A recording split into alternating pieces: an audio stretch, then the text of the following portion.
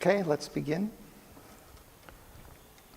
This is the second of a series of presentations on reflections on passages in Savitri.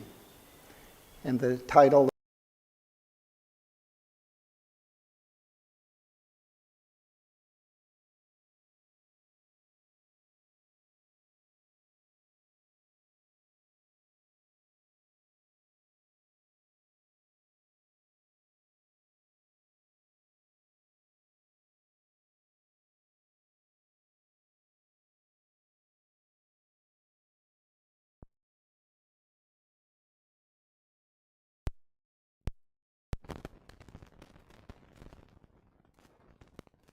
able to speak at length today. So I did an earlier talk on the passage that we're covering now. The talk was called The Psychology of Fate. And so I thought we'd play that video. It would be about an hour. And then maybe at the end, if people have any questions or comments, we can do that then. So let's begin. Okay.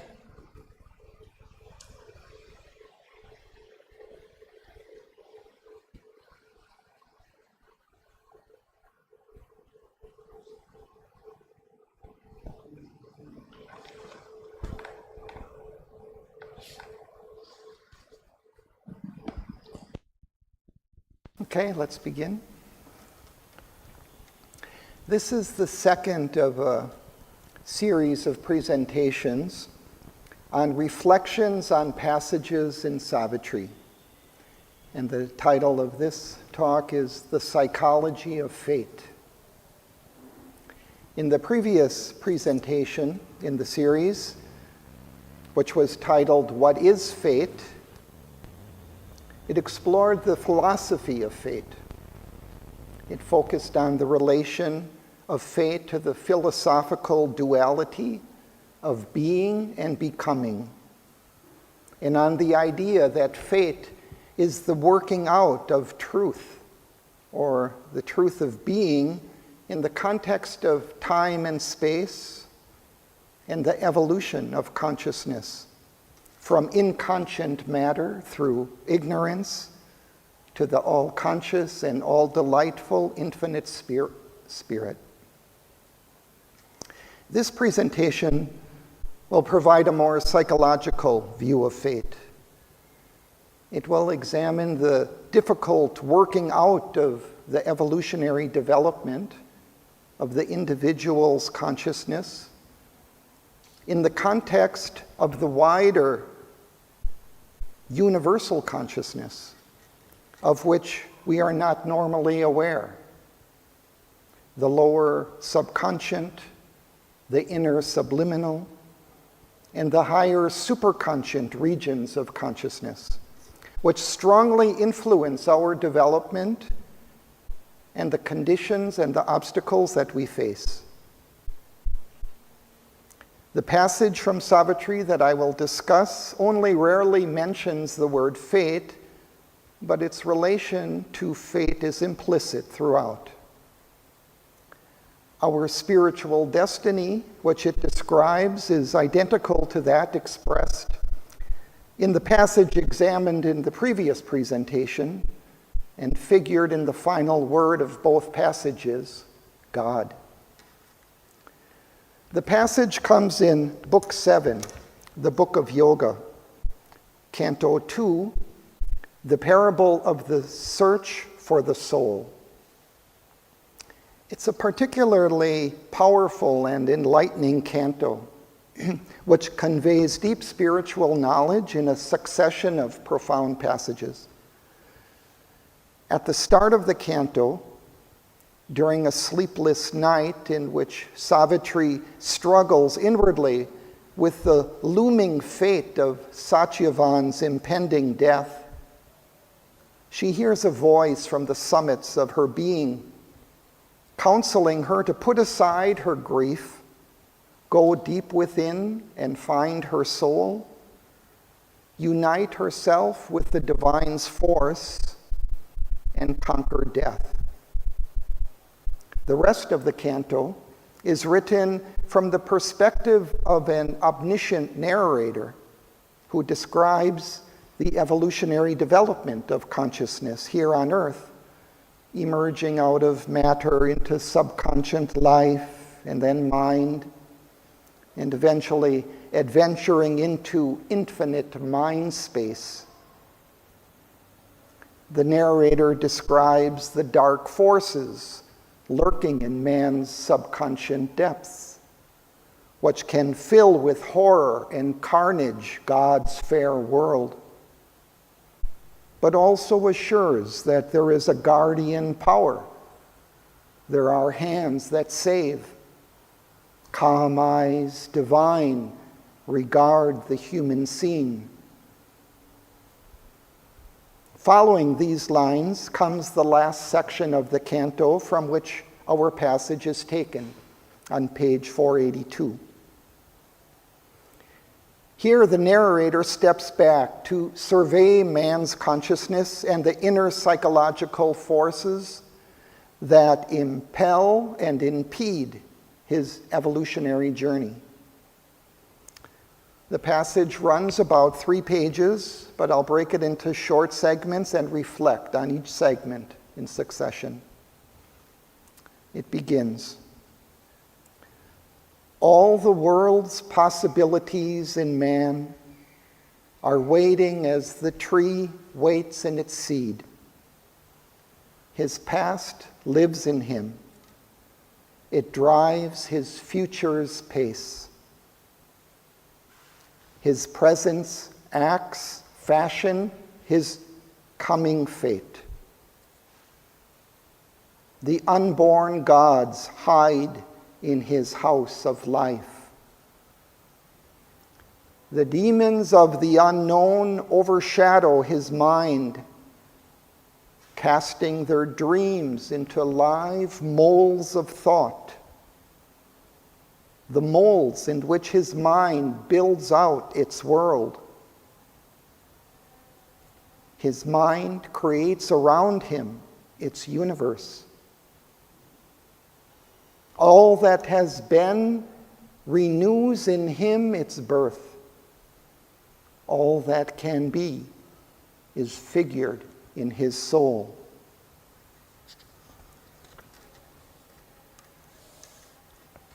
It's striking in its profundity. He begins by relating man's coming fate to a tree that is waiting in its seed to sprout. But this is more than a metaphor. It's a phenomenon of nature that plays out everywhere, at every level. All we see in life is a process of realizing its future possibilities. And those future possibilities are potentials that exist in the present. All life, all existence is a process with a past, present, and future. For all is revealed in time. The present is a product of the past, and the present is fashioning and shaping the future. The past lives still within the present, for all that exists now is a growth and further development of the past. And the past is driving the unfolding of the future.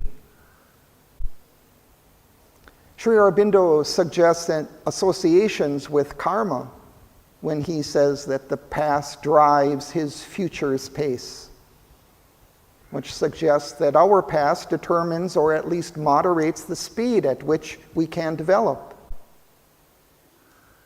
If we did not have to carry the implications of our past actions, if we were completely free in the present moment, our development could leap forward without restraint wherever we wanted to go. But nature is a measured development out of the past. an efflorescence rather than a new creation at every moment. And yet, Sri Aurobindo gives importance to the present when he says his presence acts fashion his coming fate. Our present acts have karmic consequences, which we will have to bear in the future. We are not completely off the hook because of our past. We are responsible for our present actions and will reap the consequences. Sri Aurobindo does not present a rigid determinism in which all has been predetermined in the past. He gives some scope, at least, for our present decisions, for the actions that we take now. In the next two sentences, Sri Aurobindo links this unfolding development of fate to the realm of the occult, our inner being, hidden within our house of life, where we find unborn gods and the demons of the unknown. The unborn gods seem to portend the future, like the tree waiting in the seed, something that is yet to come, perhaps our own future selves. And yet they exist, in some sense, as potentialities at least, but more than that, perhaps as spiritual presences that are slowly taking form. The demons of the unknown are interesting and apparently crucially important because they overshadow our minds, and by their dreams create the live molds of thought by which we build out our world. In ancient Greek mythology, demons are beings that are part God, part human. That is, demigods, or we could say lower-level gods. And these spirits were viewed as dispensers of our fate. Perhaps they are beings of the occult mind regions, for they seem concerned primarily with thought. They create the molds of our thought, the patterns and grooves in which our thoughts move. Along with patterns and grooves, we could add worldviews, paradigms, mental constructions, recurrent ideas, mental obsessions. If we sit quietly in meditation and observe the thoughts that cross through our minds, we may ask ourselves, from where do these thoughts come? A scientist may say, from random or habitual patterns of firings of neurons in the brain. But that does not really answer the question of how sudden releases of electrical potentials in cells get translated into particular types of thoughts, or mental images, or motivations in the mind. Here we have an occult explanation for the phenomenon that they originate in a region of mental existence in which live mental beings who influence and inspire us. We who are at least in part mental beings embodied on earth in living bodies and brains. This explanation is crucial to the psychology of fate because it suggests that our fate is embedded in this vast occult realm of mind and is influenced, if not driven, by the beings who live there. One-line sentences in Savitri are usually especially important, often driving home a significant point made in the previous sentences.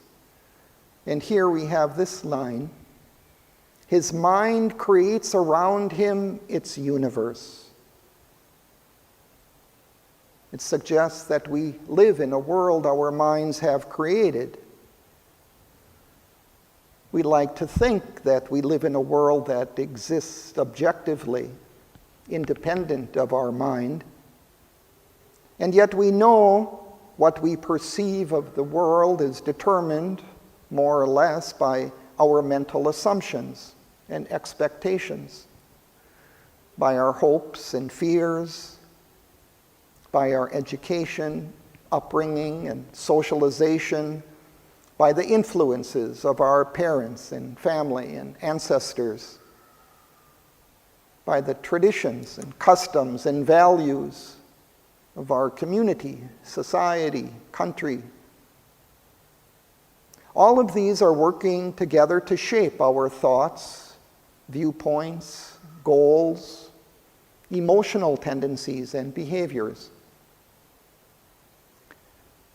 These are outer influences on our mind that shape our perceptions of the world. But Sri Aurobindo has added to these influences the occult influences of the demigods. It's safe to say that no two people see or experience the world in quite the same way. And yet one may say, okay, we each look at the world differently, but the world is still the world, regardless of how we look at it. But is it? The line says that our mind creates our universe. The world is in large measure a product of our mind. Our mind is instrumental in shaping our life and environment. Our mental choices are important determinants of where we live, with whom we live and interact, and how we live. They largely determine our physical health, our physical appearance, our physical habits, and day-to-day routines of our life.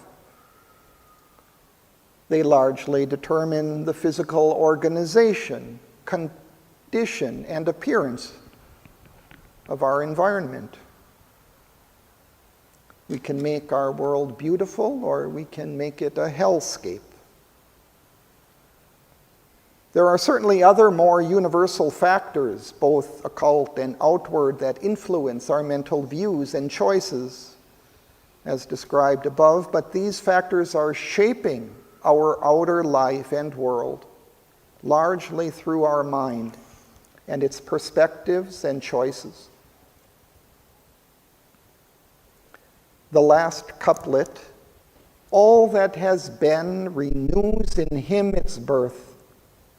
All that can be is figured in his soul, is also profound and echoes the first sentence of the passage, which asserted that the world's possibilities are waiting in man like a tree within a seed, and that man's past lives in him and drives his future's pace. It again connects the present mankind to its past and its future. Of course, we normally lose sight of this connection and live more in the moment and in its immediate vicinity. The past renews in us its birth in several senses, depending on the scope of the time frame we consider. In the short term, look at how we repeat certain thoughts, feelings, and behaviors which have become habitual. At the midterm, we repeat certain tendencies we have had in past lives due to their karmic consequences, or simply due to the fact that we have not outgrown them. And at the long term, we still carry in our bones the inconscience of the original material universe. In our life energies and emotions, the animal propensities of our evolutionary forebears. In our sense mind, the rudimentary mind of animals and primitive humans, and in our intellectual mind, the world views and ideas of thinkers throughout the ages. But at the same time, we hold within our soul all that can be. Just like the seed holds within it the tree, we hold within our soul the future man, the divine man, or the divine successors to mankind. They also press for release, like the chick in its shell, or call us from the future, which somewhere already exists in another higher plane of our being, to open ourselves to its influence and manifestation on earth. So let's continue with the next part of the passage. Issuing in deeds its scores on the roads of the world, obscure to the interpreting reason's guess, lines of the secret purpose of the gods. In strange directions runs the intricate plan, held back from human foresight is their end, and the far intention of some ordering will, or the order of life's arbitrary chance, finds out its settled poise and fated hour. Our surface, watched in vain by reason's gaze, invaded by the impromptus of the unseen, helpless, records the accidents of time, the involuntary turns and leaps of life. Only a little of us foresees its steps. Only a little has will and purposed pace.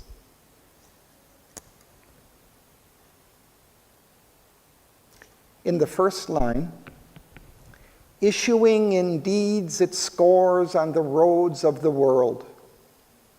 The pronoun it seems to refer to man's soul that was mentioned in the previous line, that is, in the last line of the previous part of the passage. In that line, Sri Aurobindo says, all that can be is figured in his soul. The present line seems to suggest that the future possibilities issue or emerge out of his soul in deeds, in actions, which are scored or etched on the roads of the world, that is, on the various broad paths of endeavor and activity in the world that lead into the future. The next two lines suggest that although the soul's actions are obscure to the mind's surface reason, they are marking and perhaps further widening these roads of the world, which are working out the secret purpose of the gods.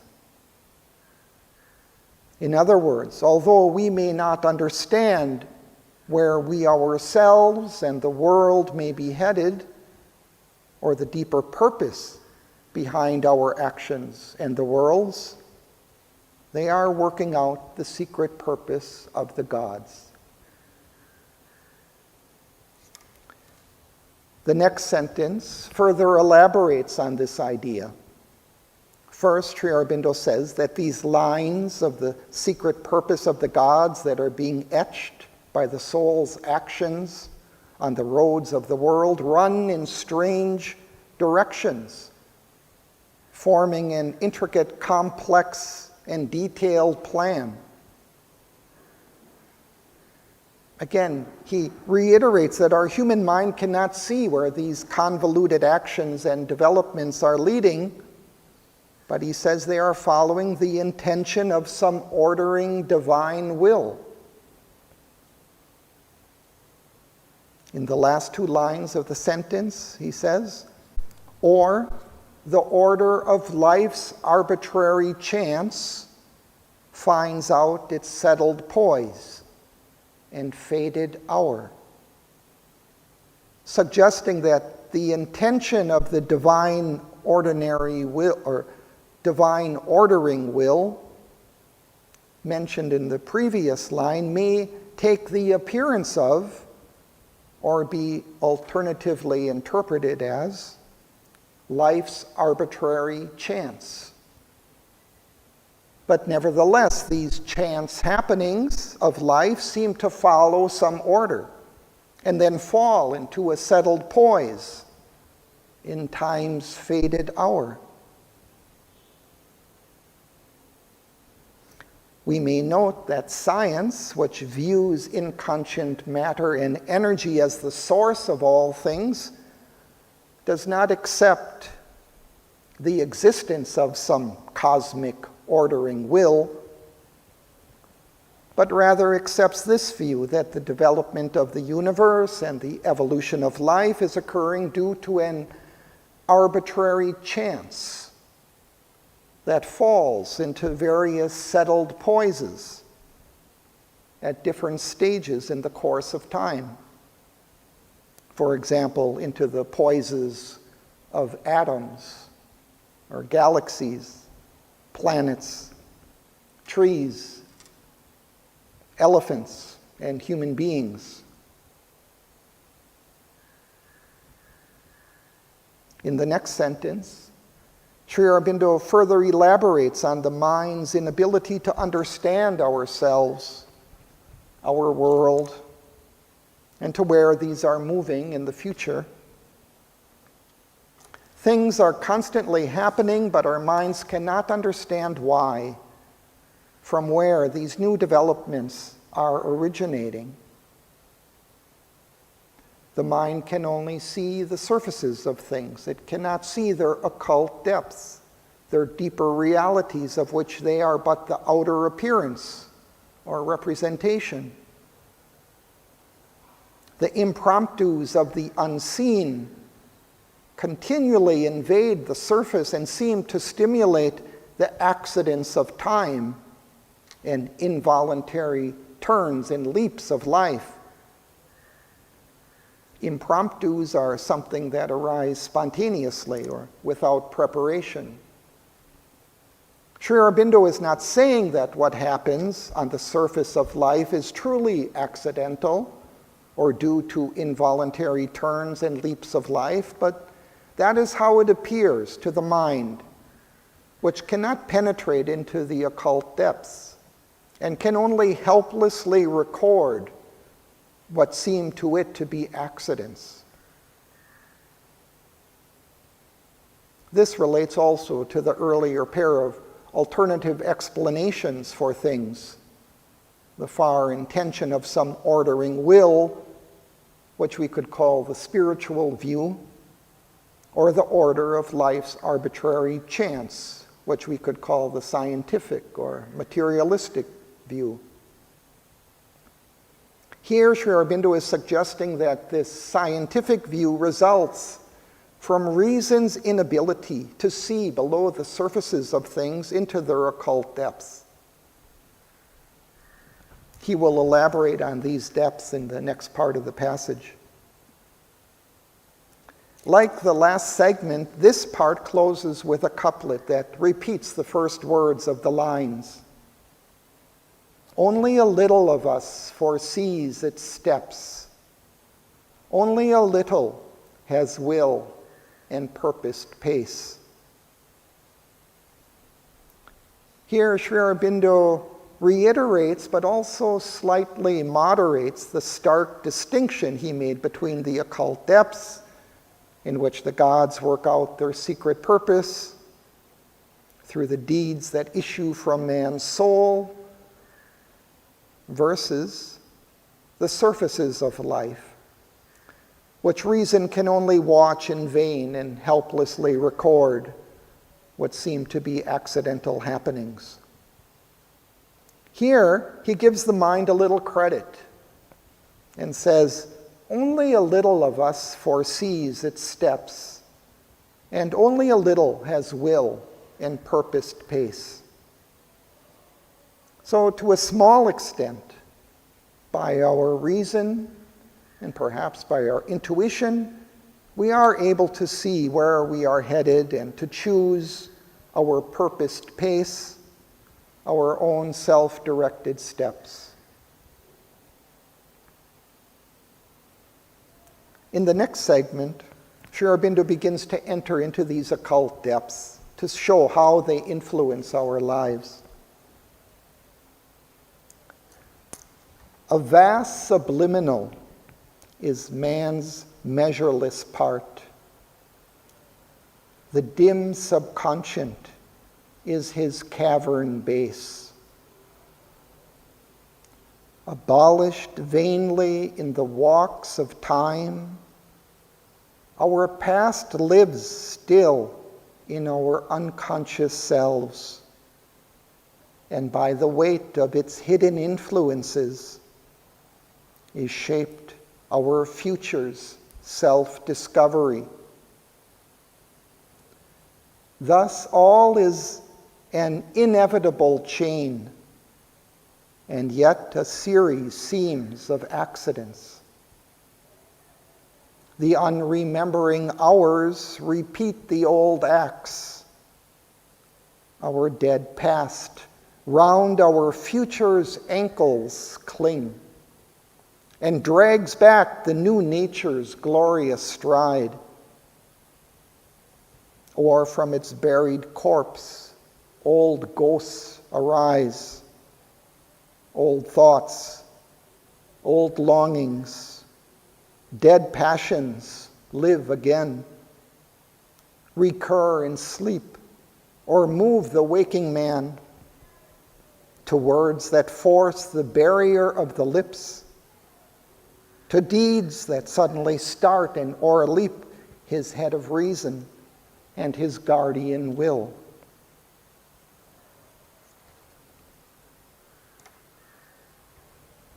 In the first two sentences, Sri Aurobindo begins by identifying and distinguishing between two aspects of our inner being: the vast subliminal and the dim subconscious.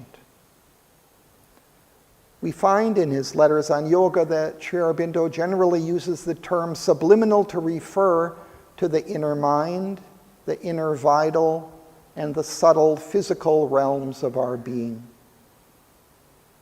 The levels of consciousness of these realms are roughly the same as our outer mind, vital and physical consciousness, but they are vaster realms that are freer in their self-expression and can carry a more potent power.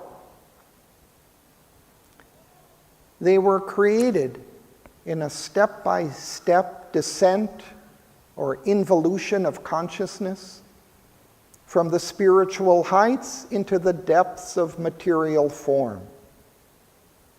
Thus, they were created before matter and do not have the density and rigidity of matter. As a result, they are lighter and more plastic, more permeable to forces of the spiritual heights, but perhaps also from below to the dim subconscious. They are peopled with beings and scenes and events which embody the energies and tendencies of their corresponding levels. There are many domains at different levels, from the subtle physical to the higher reaches of mental consciousness, each giving form to the different types of energies. The subconscious is a lower level of consciousness that is between the inconscient, which is a complete absence of conscious awareness, and the relatively obscure consciousness of our physical and vital being. Like the subliminal, it is a vast universal realm, but is murky, shadowy, perplexing. It also has a personal aspect, unique to our individuality, which contains impressions from our past experiences in life. Thus, impressions of our thoughts, feelings, motivations, and actions remain in the subconscious and can again rise and press their way into our surface consciousness. It is this more personal aspect that is emphasized in the remainder of this part of the passage. These hidden realms of our being tie together our past, present, and future. They contain all the levels of evolving consciousness, from its first awakenings in matter to the spiritual heights, which will be in our future self-discovery. Thus, they carry the memories and remnants of Earth's evolutionary past, as well as the archetypes of the future divine beings that will inhabit this earth. All of this is part of our vaster being of which we are unaware, and all of this is shaping our evolutionary course and pace. In our surface consciousness, in which we usually live, we are unaware of them and their influences on our life, and thus we cannot understand why and how things are happening as they do, either in our personal life or in the world at large. Our evolutionary past retards our evolutionary development into spiritual consciousness and being. And yet our greater spiritual being also calls us and presses on our outer consciousness to manifest its divine possibilities. Thus all is an inevitable chain, and yet a series seems of accidents. Our personal evolutionary progress and trajectory is embedded in the larger evolution of consciousness on Earth. And yet it has its own unique way and pace, shaped by our personal actions and development in the line of our soul's evolution through multiple lives on Earth. The course of development we have been taking personally in past lives continues to influence us in this life. And the impressions and consequences of deeds from our past lives may rise from these inner depths into our present. At the same time, the impressions and consequences of our present thoughts and actions persist in the subliminal and subconscious realms and continue to influence us after they have receded into the past. More strongly now in our present life, but also in future lives. Thus, that little of us, which has will and purpose pace, which makes choices regarding our thoughts and actions, also has its role and consequence for our future. Even though our will may not be entirely free and independent, it is important, and it can be developed and strengthened. Sri Aurobindo continues, and old self lurks in the new self we are. Hardly we escape from what we once had been. In the dim gleam of habits, passages, in the subconscious darkling corridors. All things are carried by the porter nerves, and nothing checked by subterranean mind, unstudied by the guardians at the doors, and passed by a blind instinctive memory. The old gang dismissed, old canceled passports serve. Nothing is wholly dead that once had lived. In dim tunnels of the world's being and in ours, the old rejected nature still survives. The corpses of its slain thoughts raise their heads and visit mind's nocturnal walks in sleep. Its stifled impulses breathe and move and rise. All keeps of phantom immortality.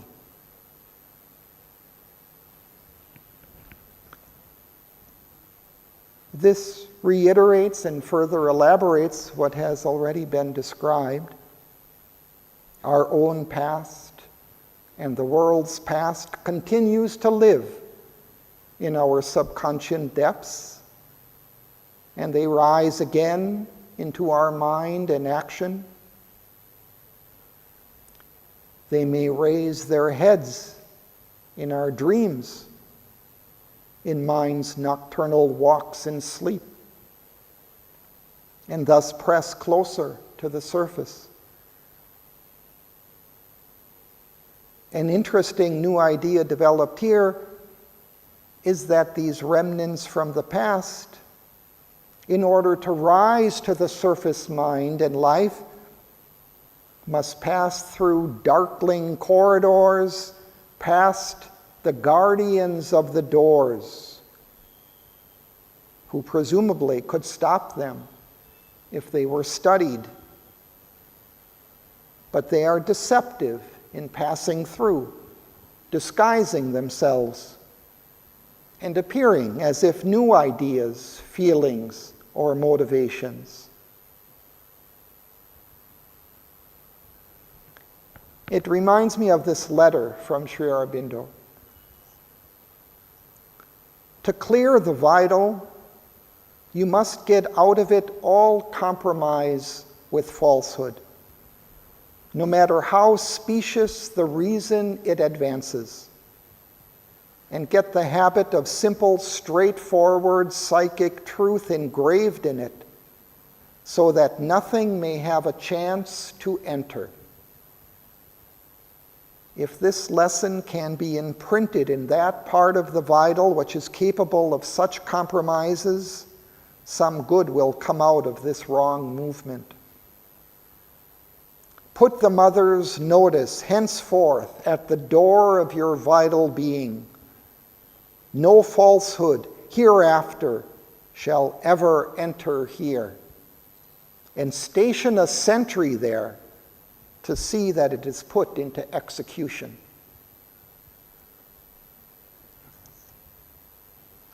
There is another long conversation of the mother recollected by Mona Sarkar in his book, Sweet Mother, Luminous Notes, related to this issue. And I'd like to read some parts of it. She says, whether it is a thought to be eliminated or an impulse to be conquered, one must approach them with the same ardor and meticulousness in order to cast them away from oneself once and for all, to eliminate them completely with a rigorous strictness.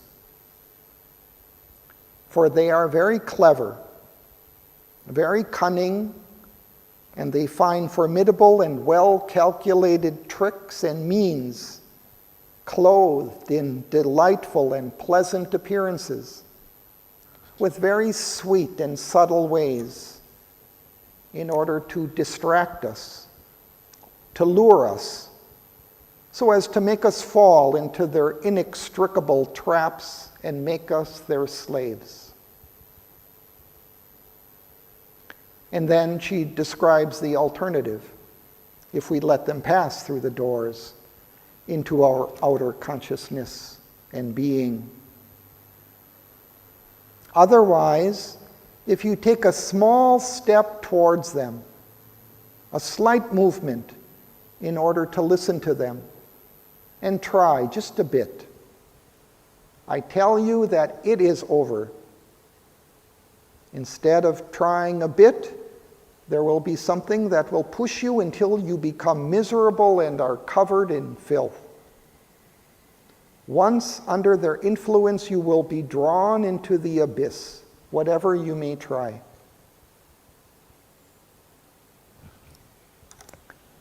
It should be mentioned that these influences seeking entry into our outer consciousness and life may come from both the subconscious and the subliminal consciousness.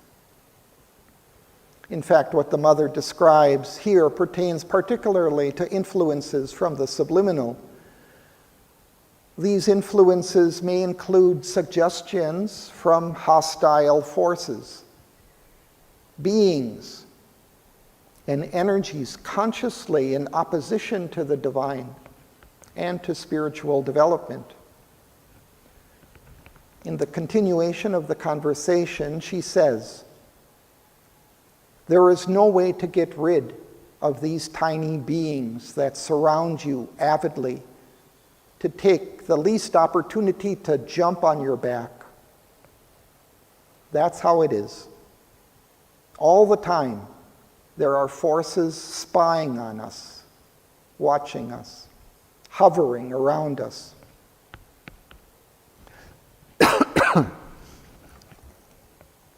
In order to find the least opportunity, an imperceptible occasion, if there is a little gap in our armor, immediately they attack us with a vengeance.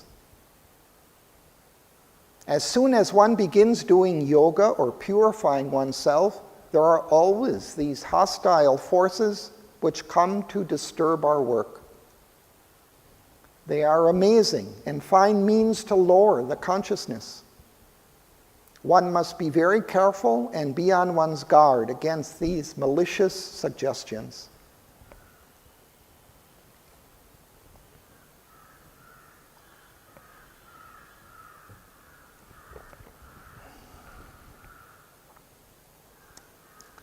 Thus, not only is there our personal karma from the past that impedes our progress, but there are also universal forces from lower levels of consciousness and clever and malicious hostile forces that invade our personal consciousness and cloud, distort, and pervert our thoughts, emotions, motivations. And naturally, these latter forces utilize our personal weaknesses to gain access. This is why spiritual progress and transformation of the nature is so difficult. But it is also why it is so important to become vigilant and determined in will to stop these invaders before they gain entrance into our thoughts, feelings, and actions. The passage in Savitri continues. Irresistible are nature's sequences. The seeds of sins renounced sprout from hid soil. The evil cast from our hearts once more we face. Our dead souls come to slay our living soul. A portion of us lives in present time. A secret mass in dim inconscience gropes. Out of the inconscient and subliminal arisen We live in mind's uncertain light and strive to know and master a dubious world whose purpose and meaning are hidden from our sight. Above us dwells a superconscient God, hidden in the mystery of his own light. Around us is a vast of ignorance, lit by the uncertain ray of human mind. Below us sleeps the inconscient, dark and mute.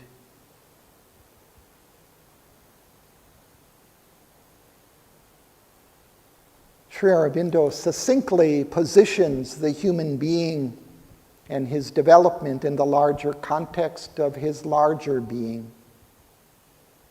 We have arisen out of the dim subconscient and vast subliminal consciousness into the outer mind's uncertain light.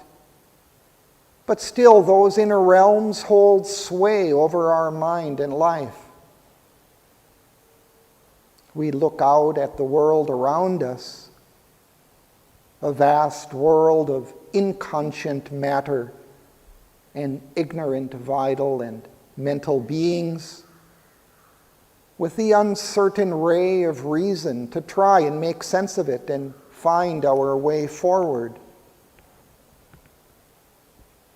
Above our mind is an omniscient spiritual consciousness, but it is hidden from our sight. Below our ill-lit scene is a vast, silent darkness. It's a humbling picture. We should be careful not to be too self-satisfied with our meager achievements. And yet there is hope, and that hope lies in that superconscient God who dwells above us and watches over his manifestation, who fully understands it and is leading it through this ignorance towards its future divine destiny. After this summary, Sri Aurobindo begins a new paragraph and interjects two short transitional sentences before developing that greater hope of which he has merely hinted. But this is only matter's first self-view, a scale and series in the ignorance. This is not all we are or all our world. Our greater self of knowledge waits for us. A supreme light in the truth-conscious vast. It sees from summits beyond thinking mind. It moves in a splendid air, transcending life. It shall descend and make earth's life divine. Truth made the world, not a blind nature force. For here are not our large diviner heights. Our summits in the superconscience blaze are glorious with the very face of God. There is our aspect of eternity. There is the figure of the God we are, his young, unaging look on deathless things, his joy in our escape from death and time, his immortality and light and bliss. Our larger being sits behind cryptic walls.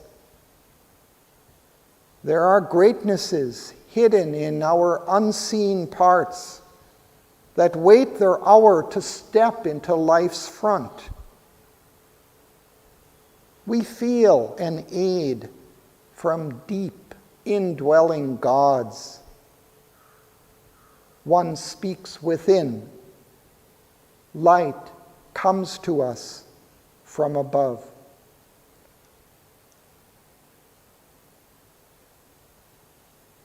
One thing that is particularly striking in this part of the passage is that Sri Aurobindo describes this as not only God above or as a divine consciousness, but he repeatedly identifies it as our greater self, our own larger being. He calls it our greater self of knowledge, our large diviner heights, our summits, our aspect of eternity, the figure of the God we are, our unseen parts. This ties in with the idea that there is a single continuous thread that already exists connecting our past, present, and future. Our limited mental viewpoint sees only the present and only a very small portion of that, as if through a broken glass which breaks it apart and distorts our vision. Whereas our dead past round our future's ankles clings, our future self is waiting in summits beyond thinking mind to step into life's front and is giving us aid. One speaks within. Light comes to us from above.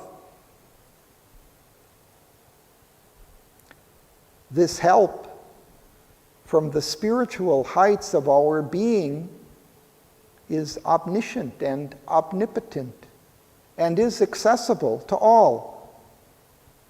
We merely have to turn to it and sincerely ask for it. But the spiritual aid that comes from above is not only on an individual basis for those who ask. He says, "It shall descend and make earth's life divine." This is the prophetic promise of the descent of the supramental consciousness, creating a new divine life here on earth. This descent occurred nearly a decade after Sri Aurobindo wrote these lines and had already left his body. A detailed account of this descent and its aftermath are described in the Mother's Talks. But now let's continue with the passage. Our soul from its mysterious chamber acts, its influence pressing on our heart and mind pushes them to exceed their mortal selves. It seeks for good and beauty and for God. We see beyond self's walls our limitless self. We gaze through our world's glass at half-seen vasts. We hunt for the truth behind apparent things. Our inner mind dwells in a larger light. Its brightness looks at us through hidden doors. Our members luminous grow, and wisdom's face appears in the doorway of the mystic ward. When she enters into our house of outward sense, then we look up and see above her sun. A mighty life self with its inner powers supports the dwarfish modicum we call life. it can graft upon our crawl 2 puissant wings. Our body's subtle self is throned within. In its viewless palace of veridical dreams that are the bright shadows of the thoughts of God.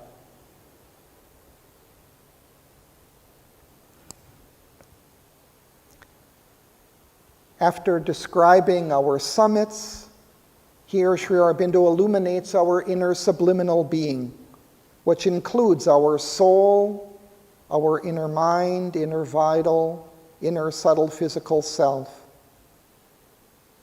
Like the lower subconscient and the higher superconscient parts of our greater being, these hidden realms of our inner being also influence the unfolding of our fate.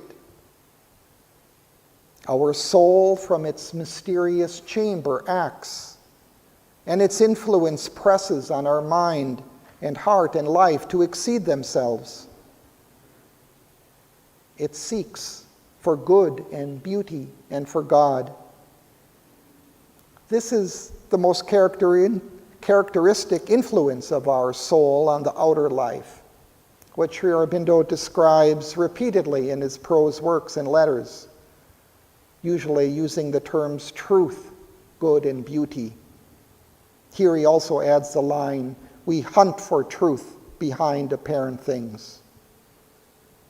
And while our mental, emotional, vital, and physical consciousness are normally turned outward to the surfaces of life, they are supported and receive influences from their inner subliminal depths.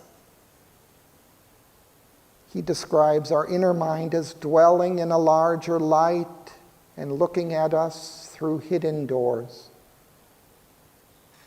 His exquisite lines reveal its influence when it appears in the doorway and enters into our house of outward sense. Similarly, the inner vital,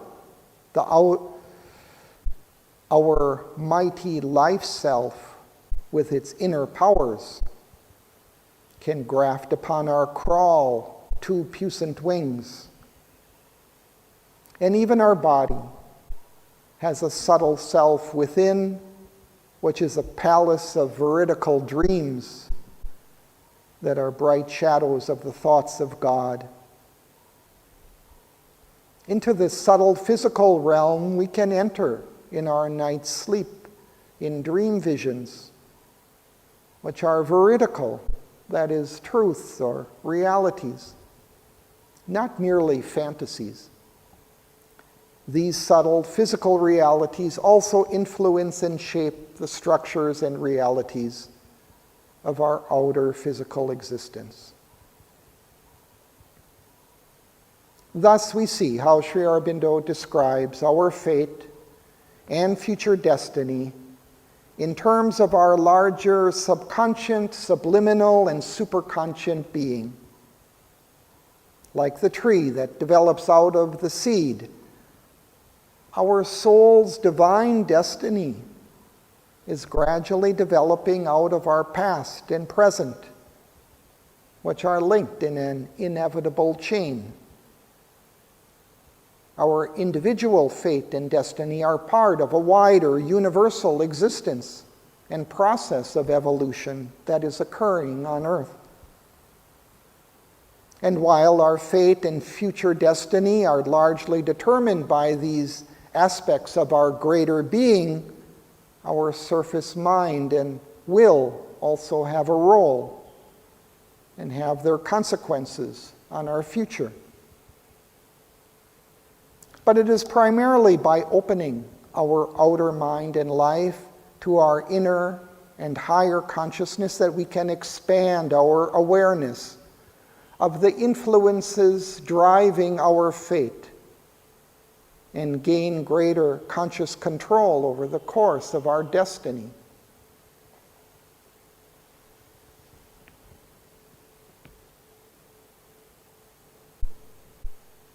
Now we feel that our dead past around our future's ankles clings, but also we feel an aid from deep indwelling gods. And our soul, from its mysterious chamber acts, its influence pressing on our heart and mind, pushes them to exceed their mortal selves. Our surface mind and reason, helpless, records the accidents of time, and we feel invaded by the impromptus of the unseen. And yet, truth made the world, not a blind nature force.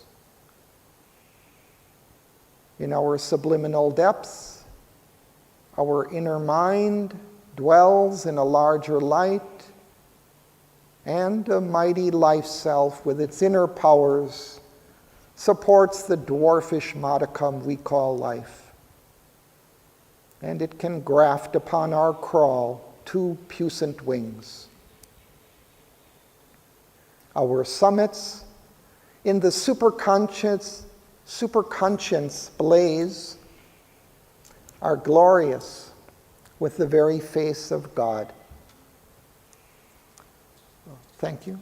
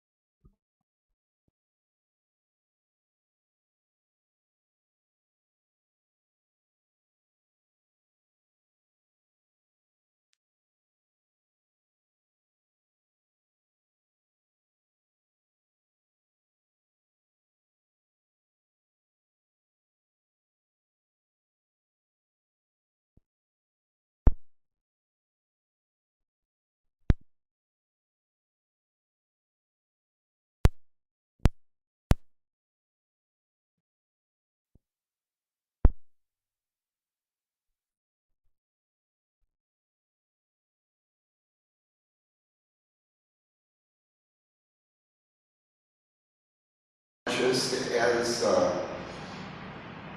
kind of describing a particular level, but he uses inconscient, which is an absence of any consciousness, any awareness, subconscious, which is a kind of a murky, very submental type of consciousness. Then there is kind of the mental consciousness, which we're normally aware of, and then higher levels of consciousness, of the spiritual consciousness, that rise in degrees.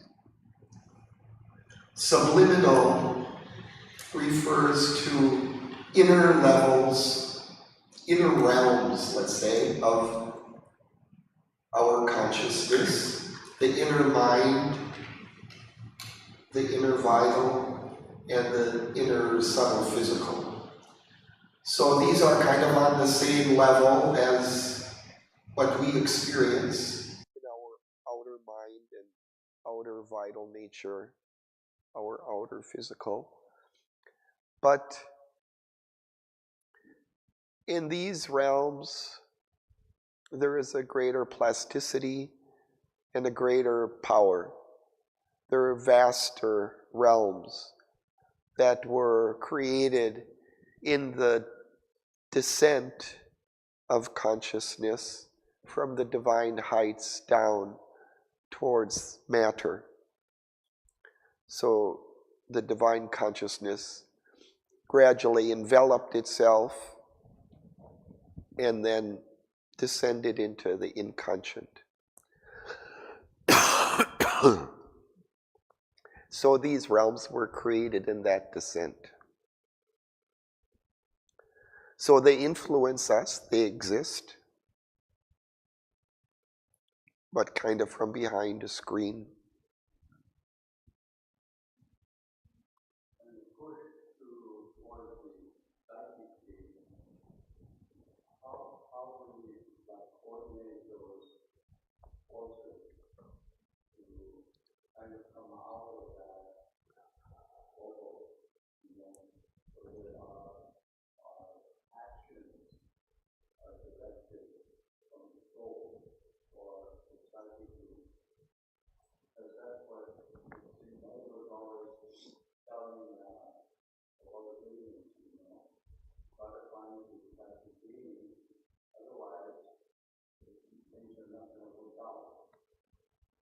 Right.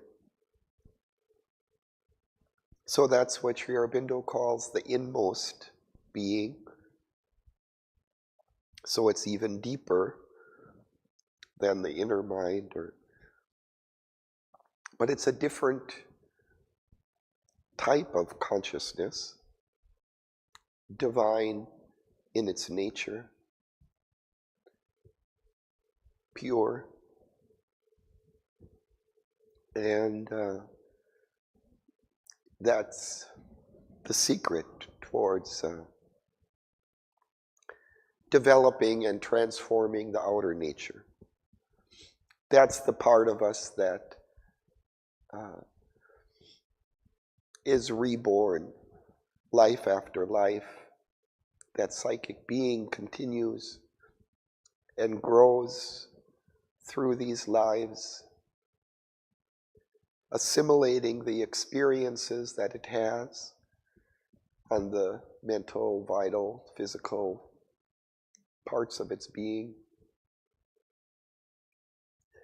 gradually developing kind of a formed being around it called the psychic being.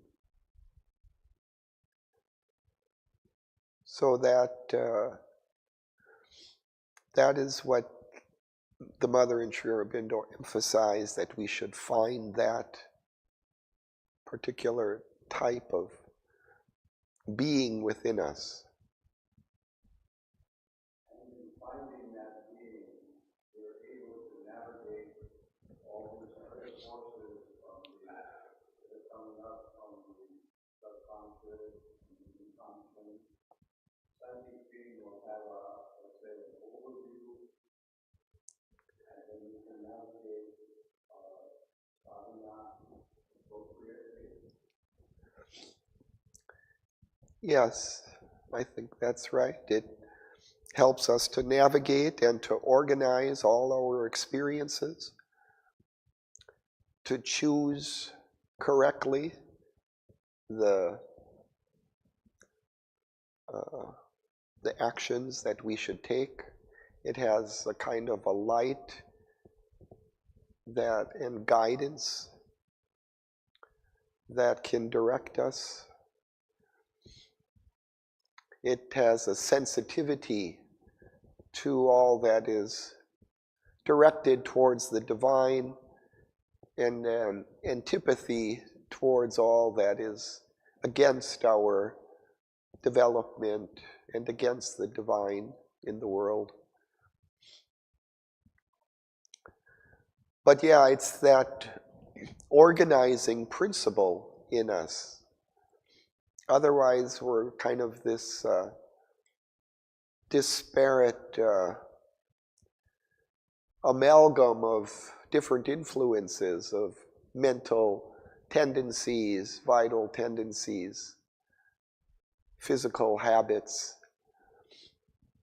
And that is what links it all together and organizes it and directs it towards a divine embodiment.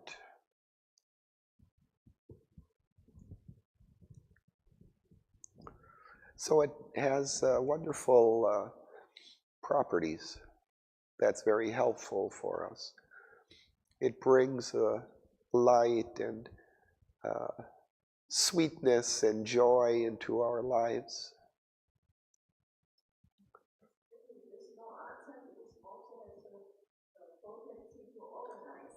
Right.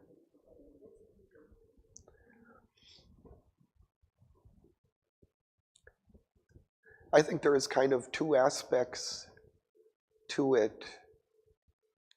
And one is this fire of Agni, this fire of aspiration.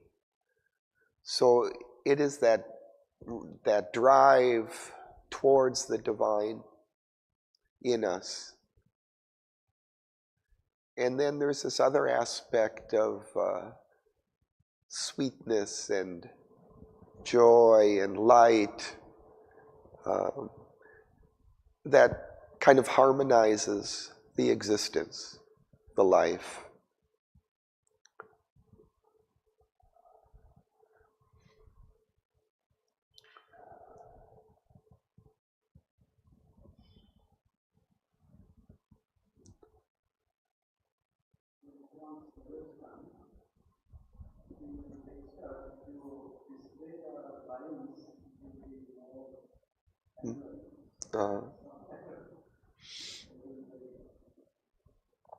Right.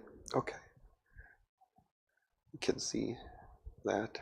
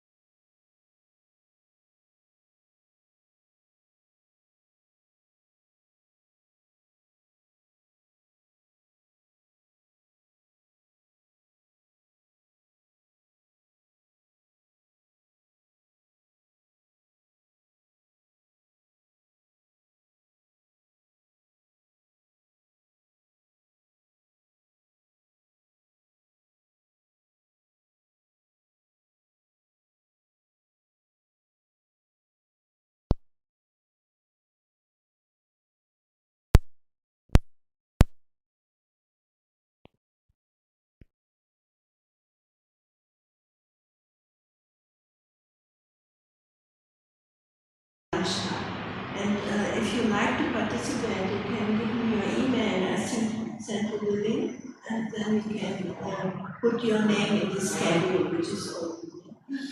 This is again for people from the whole world, people from all over the world. No, there are actually 2 tracks I got to know yesterday. There's one per Zooming, this is complete. There's no space anymore. For people coming here and reading, there's still space, free spaces. And there's a schedule when, when I send the email, the link, also on our net is a link. And then you can put your name in at the time which you wish to come. And there's always a slot from 10 minutes or so. Now, Margaret, for those who might be watching this online,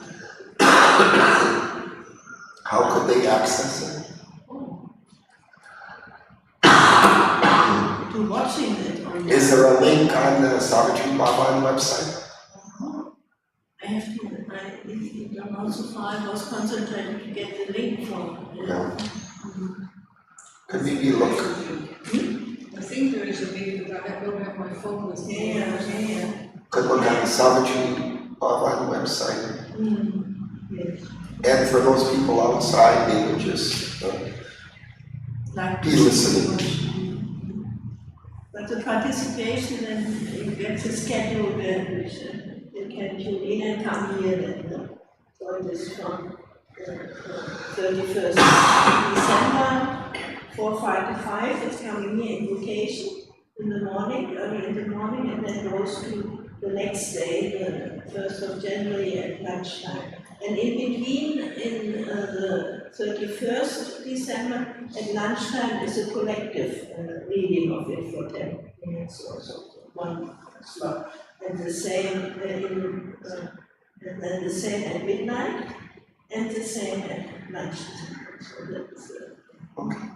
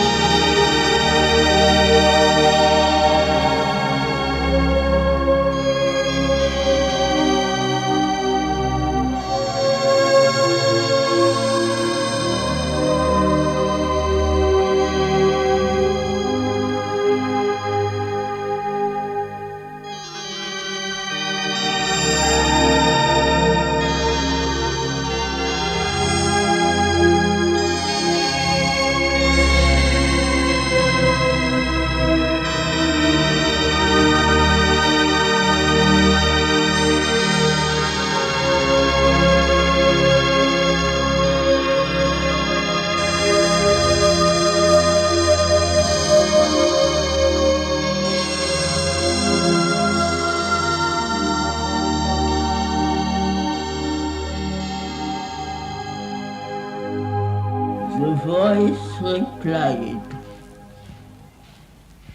"Remember why thou camest, find out thy soul, recover thy hid self. In the enormous emptiness of thy mind, thou shalt see the Eternal's body in the world. Know him in every voice heard by thy soul. Then shalt thou harbor my force and conquer death." Then Savitri, by her doomed husband sat, still rigid in her golden motionless pose, a statue of the fire of the inner sun. She looked into herself and sought for her soul.